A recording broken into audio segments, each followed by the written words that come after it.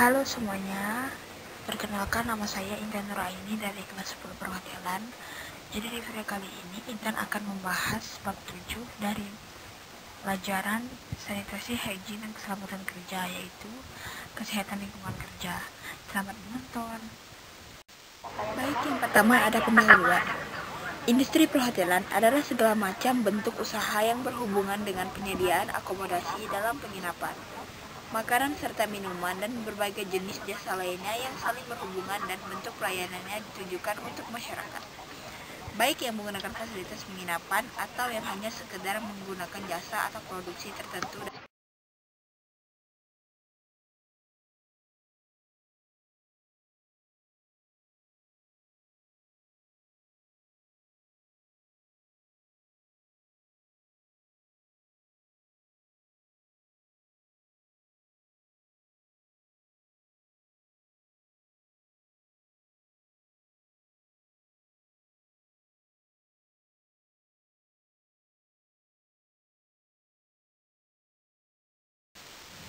A. Konsep kesehatan lingkungan kerja.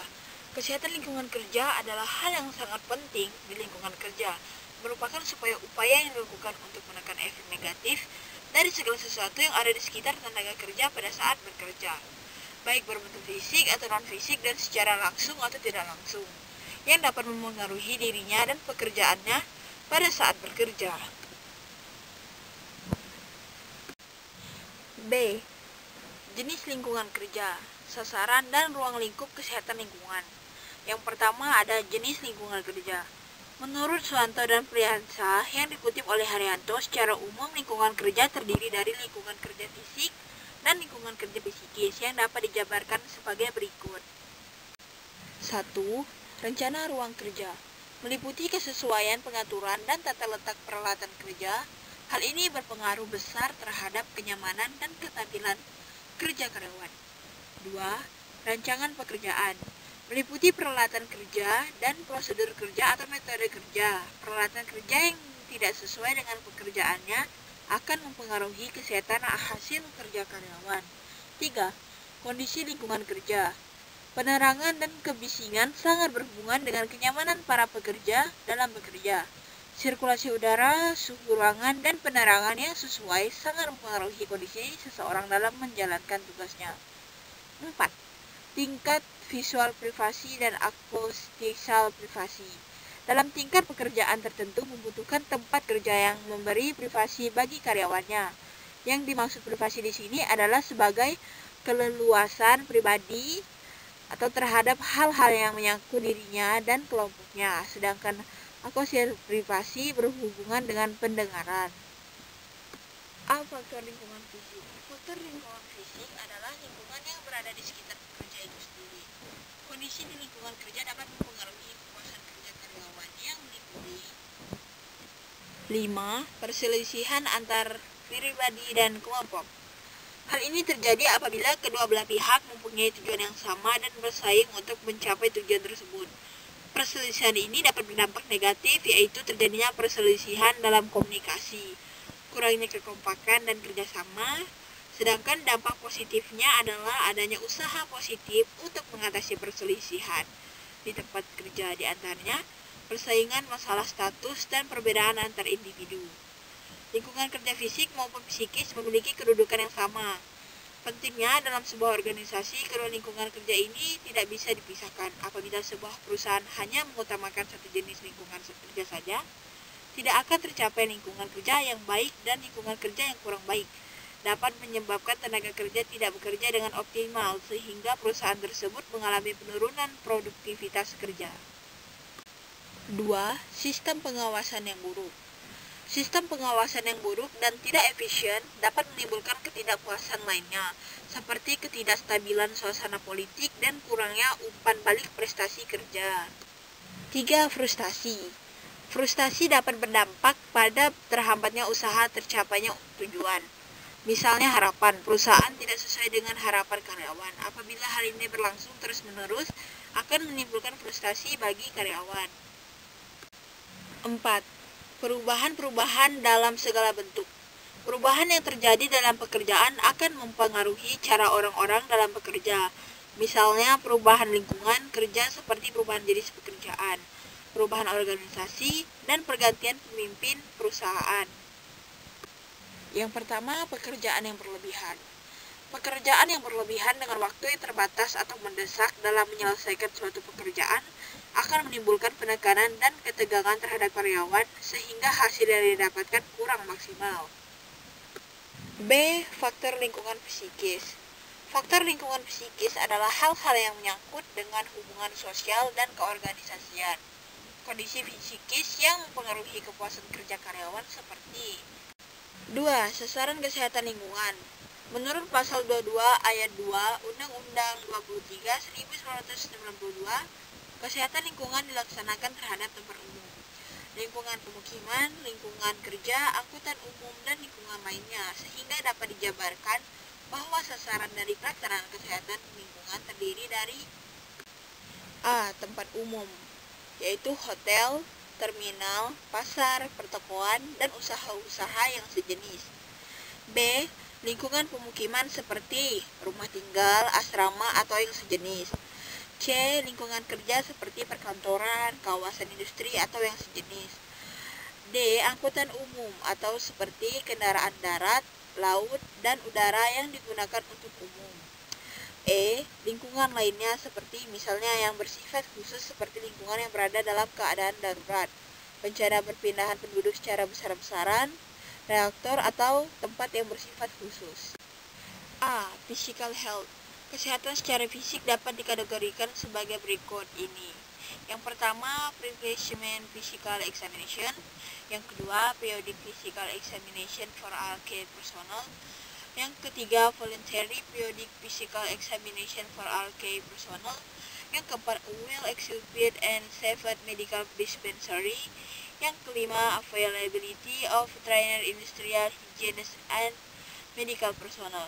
Yang keenam, systematic and preventive attention devoid industrial stresses and strains. Yang ketujuh, periodic and systematic inspection of precipitation for proper sanitation. C. Jenis program kesehatan kerja dan sasaran kesehatan lingkungan kerja. Yang pertama, jenis program kesehatan kerja. Menurut Filippo, program kesehatan kerja dibedakan menjadi dua, yaitu physical health dan mental health. B. Mental health. Kesehatan secara mental dapat dikategorikan seperti berikut ini. Yang pertama, availability of physical specialist and instruction. Yang kedua, cooperation with outside psychiatric specialist and instruction. Yang ketiga, education of competent personnel concerning of nature and importance of mental health problem. Yang keempat, development and maintenance of a proper human relation program. Industri dengan usaha besar. Industri dengan usaha besar adalah usaha ekonomi produktif yang dilakukan oleh badan usaha dengan jumlah kekayaan bersih atau hasil penjualan tahunan lebih besar dari usaha menengah, yang meliputi usaha nasional milik negara atau swasta, usaha patungan, dan usaha asing yang melakukan kegiatan ekonomi di Indonesia. B. Industri dengan usaha menengah adalah usaha ekonomi produktif yang berdiri sendiri, yang dilakukan oleh perorangan atau badan usaha yang bukan merupakan anak perusahaan atau perusahaan yang dimiliki, dikuasai, atau menjadi bagian baik langsung maupun tidak langsung. Dengan usaha kecil atau usaha besar dengan jumlah kekayaan bersih atau hasil penjualan tahunan. Industri dengan usaha kecil. Industri dengan usaha kecil adalah usaha ekonomi produktif yang berdiri sendiri, yang dilakukan oleh orang perorangan atau badan usaha yang bukan merupakan anak perusahaan atau bukan cabang perusahaan yang dimiliki, kecuali atau menjadi bagian baik langsung maupun tidak langsung dari usaha menengah atau usaha besar yang memenuhi kriteria usaha kecil. Industri dengan usaha mikro. Industri dengan usaha mikro adalah usaha produktif milik orang perorangan dan atau badan usaha perorangan yang memenuhi kriteria usaha mikro. 2. Sasaran kesehatan lingkungan kerja. Berdasarkan Undang-Undang Nomor 70, sasaran kesehatan lingkungan kerja dibedakan menjadi dua bagian, yaitu lingkungan kerja perkantoran dan lingkungan kerja industri. Lingkungan kerja industri meliputi industri dengan usaha besar, industri dengan usaha menengah, industri dengan usaha kecil, dan industri dengan usaha mikro. Lingkungan kerja perkantoran. Perkantoran adalah bangunan yang berfungsi sebagai tempat karyawan melakukan kegiatan perkantoran baik yang bertingkat atau tidak bertingkat. Sasaran kesehatan lingkungan kerja perkantoran disusun dalam sistem manajemen keselamatan dan kesehatan kerja perkantoran yang selanjutnya disingkat SMK 3. Perkantoran adalah bagian dari sistem manajemen gedung perkantoran secara keseluruhan dalam rangka pengendalian risiko yang berkaitan dengan kegiatan kerja guna terciptanya tempat kerja yang aman, efisien, dan produktif. Lingkungan kerja industri. Kesehatan lingkungan kerja industri adalah supaya mencegah terjadinya penyakit dan atau gangguan kesehatan dari faktor risiko yang lingkungan kerja industri yang terdiri dari faktor bahaya fisik, kimia, biologi, ergonomi, dan sanitasi untuk mewujudkan kualitas lingkungan kerja industri yang sehat. D. Standar dan persyaratan kesehatan lingkungan kerja industri. Yang pertama, standar kesehatan lingkungan kerja industri berdasarkan undang-undang terdiri dari A. Nilai ambang batas lingkungan kerja industri. Nilai ambang batas lingkungan kerja industri faktor fisik atau kimia adalah intensitas atau konsentrasi rata-rata pajanan bahaya fisik atau kimia yang dapat diterima oleh hampir semua pekerja tanpa mengakibatkan gangguan kesehatan atau penyakit dalam pekerjaan sehari-hari untuk waktu tidak melebihi 8 jam per hari dan 40 jam per minggu, yang terdiri dari TWA atau Time Wake Average atau STEL atau Short Term Exposure Limit dan SEISLIT. TWA adalah nilai pajanan atau intensitas rata-rata pertimbangan waktu di tempat kerja yang dapat diterima oleh hampir semua pekerja tanpa mengakibatkan gangguan kesehatan atau penyakit dalam pekerjaan sehari-hari untuk waktu tidak melebihi 8 jam per hari dan 40 jam per minggu. B. Indikator pajanan biologi. Indikator pajanan biologi atau IPB atau Biological Exposure Indexes atau BIA merupakan nilai acuan konsentrasi bahan kimia yang terabsorpsi hasil metabolisme atau metabolit bahan kimia yang terabsorpsi atau efek yang ditimbulkan oleh bahan kimia tersebut yang digunakan untuk mengevaluasi pajanan biologi dan potensi risiko kesehatan pekerja. C. Standar baku mutu kesehatan lingkungan atau SBMKL. Standar baku mutu kesehatan lingkungan atau SBMKL merupakan konsentrasi atau kadar dari setiap parameter media lingkungan yang ditetapkan dalam perlindungan kesehatan pekerja. Sesuai satunya merupakan angka minimal yang diperlukan atau maksimal kisaran yang diperbolehkan bergantung pada karakteristik parameter. Media lingkungan yang dimaksud meliputi media air, udara, tanah, pangan, sarana, dan bangunan, serta vektor dan binatang pembawa penyakit. 2. Persyaratan kesehatan lingkungan kerja industri. Persyaratan kesehatan lingkungan kerja industri didasarkan pada Peraturan Menteri Kesehatan Nomor 70 Tahun 2016 tentang standar kesehatan lingkungan kerja industri. Yang pertama, persyaratan faktor fisik yang terdiri dari persyaratan faktor pencahayaan, pencahayaan dalam gedung industri, persyaratan pencahayaan di luar gedung industri, pedoman persyaratan menggunakan cahaya, persyaratan pajanan getaran seluruh tubuh dalam periode 24 jam dengan Kress faktor 9, persyaratan radiasi radio dan gelombang mikro 30 Hz sampai 300 GHz, persyaratan radiasi laser. B. Persyaratan faktor biologi. Persyaratan faktor biologi merupakan nilai maksimal bakteri dan jamur yang terdapat di udara ruang kantor industri. C. Persyaratan penanganan beban manual. Penanganan beban manual adalah setiap aktivitas pengangkutan atau pemindahan beban oleh satu atau lebih pekerja sebagai manual, termasuk mengangkat, meletakkan, mendorong, menarik, atau membawa beban. D. Persyaratan kesehatan pada media lingkungan. Yang pertama media air, media tanah, media pangan, sarana dan bangunan, dan vektor dan binatang pembawa penyakit. Persyaratan kesehatan lingkungan dan bangunan hotel. A. Umum. Yang pertama, lingkungan dan bangunan hotel selalu dalam keadaan bersih.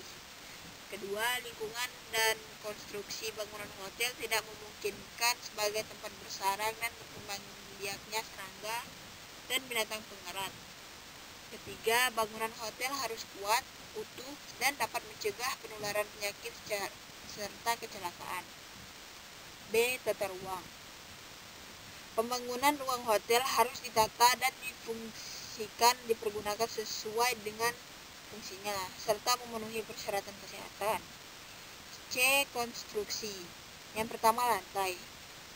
A. Terbuat dari bahan yang kuat kedap air, permukaan rata, tidak licin, dan mudah dibersihkan. Lantai yang kontrak dengan air harus mempunyai kemiringan yang cukup, atau 2-3% ke arah saluran pembuangan air limbah. Yang kedua, dinding.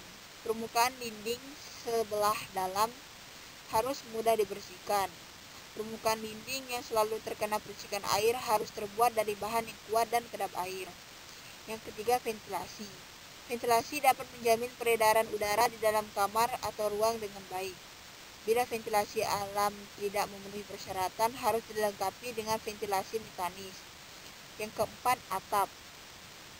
Tidak bocor dan tidak memungkinkan terjadinya genangan air. Yang kelima, langit-langit. Mudah dibersihkan, tinggi minimal 2,5 meter dari lantai. 6. Pintu. Dapat mencegah masuknya serangga, tikus, dan binatang pengganggu lainnya. 7. Pencahayaan. Di dalam lingkungan hotel dan di setiap kamar atau ruang harus tersedia sarana pencahayaan dengan intensitas berdasarkan fungsi kamar. Yang ketiga, pengelolaan makanan dan minuman harus mempunyai persyaratan kesehatan sesuai dengan ketentuan perundang-undangan yang berlaku. Ruang cuci tidak memungkinkan tercantumnya lena bersih dan kotor. Gudang untuk menyimpan bahan makanan, bahan berbahaya, alat kantor, alat rumah tangga, dan lain-lain harus terpisah. Gudang untuk menyimpan bahan makanan dan bahan berbahaya harus memenuhi persyaratan kesehatan sesuai dengan peraturan perundang-undangan yang berlaku. Dilengkapi rak-rak dengan tinggi minimal 20 cm dari lantai dan tangga serta peralatan lain sesuai dengan kebutuhan. E. Persyaratan kesehatan hotel. Persyaratan kesehatan hotel telah diatur tersendiri dalam Permenkes RI nomor 80 Menkes per 2.1990 yang meliputi kesehatan lingkungan dan bangunan hotel, kamar atau ruang, dan fasilitas sanitasi. B. Khusus. Yang pertama, kamar tidur. Dinding dan jendela kamar tidur yang tembus pandang harus dilengkapi dengan tirai yang tidak tembus sinar dari luar. Perbandingan jumlah tempat tidur atau single untuk satu orang dengan luas lantai kamar tidur sebagaimana tercantum dalam tabel. Yang kedua, ruang istirahat karyawan. Ruang karyawan wanita yang terpisah dengan ruangan karyawan pria. Tersedia lemari atau loker yang aman untuk penyimpanan barang atau pakaian karyawan yang sesuai dengan kebutuhan. Dilengkapi dengan kamar mandi, jamban, dan peturasan yang terpisah antara pria dan wanita. Perbandingan jumlah karyawan dengan jumlah kamar mandi, jumlah jamban, dan jumlah peturasan. 2. Persyaratan kesehatan kamar atau ruang hotel. Umum. Setiap kamar atau ruang hotel harus selalu dalam keadaan bersih, tersedia tempat sampah yang cukup, bebas dari gangguan serangga dan tikus. Udara di dalam kamar atau ruang harus memenuhi persyaratan sebagai berikut. Yang pertama, tidak berbau, terutama untuk H2O5 dan amoniak. Yang B, tidak berdebu atau berasap atau kadar debu kurang dari 0,26 mg atau M3. C. Mempunyai suhu 18-28 derajat Celcius. D. Mempunyai kelembaban 40-70%. E. Tidak terdapat kuman alpha, streptococcus, hemolyticus, dan kuman patogen. F. Kadar gas beracun tidak melebihi nilai ambang batas. 3. Persyaratan kesehatan fasilitas hotel. A. Penyediaan air. Tersedianya air dengan kualitas sesuai dengan ketentuan peraturan perundang-undangan yang berlaku. Kapasitas air harus memenuhi persyaratan yang berlaku. Air tersedia pada setiap tempat kegiatan secara kesinambungan. Distribusi air di hotel harus menggunakan sistem perpipaan dan mengalir dengan tekanan positif serta terhindar dari cemaran silang. B. Pembuangan air limbah. SPAL harus menggunakan sistem tertutup kedap air dan air dapat mengalir dengan lancar. Tiap air limbah harus diolah sehingga mutu efluent sesuai dengan ketentuan perundang-undangan yang berlaku. Toilet dan kamar mandi. Di dalam toilet harus tersedia jamban, peturasan, dan tempat cuci tangan. Harus selalu dalam keadaan bersih, lantai terbuat dari bahan yang kuat, kedap air tidak licin dan mudah dibersihkan. Dilengkapi dengan penahan bau atau bolt atau leher angsa. Letaknya tidak berhubungan langsung, harus terdapat ruang antara dengan tempat pengelolaan makanan, kamar tamu, dan kamar tidur. Toilet wanita yang terpisah dengan toilet pria. Toilet tenaga kerja harus terpisah dengan toilet pengunjung. Tersedia kaca rias, tempat sampah, tempat abu rokok, tisu, gantungan baju, pengharum ruangan, ember, dan alat pengering tangan. Harus dilengkapi dengan tanda-tanda sanitasi yang berisi pesan mengenai kebersihan atau kesehatan. Setiap kamar tidur harus dilengkapi dengan kamar mandi dan jamban. Yang D. Tempat sampah. Harus terbuat dari bahan yang kuat, cukup ringan, tahan karat, kedap air, dan mempunyai permukaan halus bagian dalamnya. Mempunyai tutup yang mudah dibuka atau ditutup tanpa mengotori tangan. Mudah diisi dan dikosongkan. Jumlah dan volume tempat sampah disesuaikan dengan produksi sampah yang dihasilkan pada setiap tempat kegiatan. Sampah dari setiap ruangan harus dibuang setiap hari. Harus tersedia TPS atau tempat pembuangan sampah. TPS harus terletak di tempat yang mudah dijangkau oleh kendaraan pengangkut sampah dan minimal setiap 3 kali 24 jam harus dikosongkan. E. Peralatan pencegah masuknya serangga. Yang pertama, sarana penyimpanan air harus tertutup dan bebas jentik nyamuk. Pada titik tembus pipa dengan dinding harus rapat. Setiap bangunan hotel harus dilengkapi dengan alat yang dapat mencegah masuknya serangga dan tikus.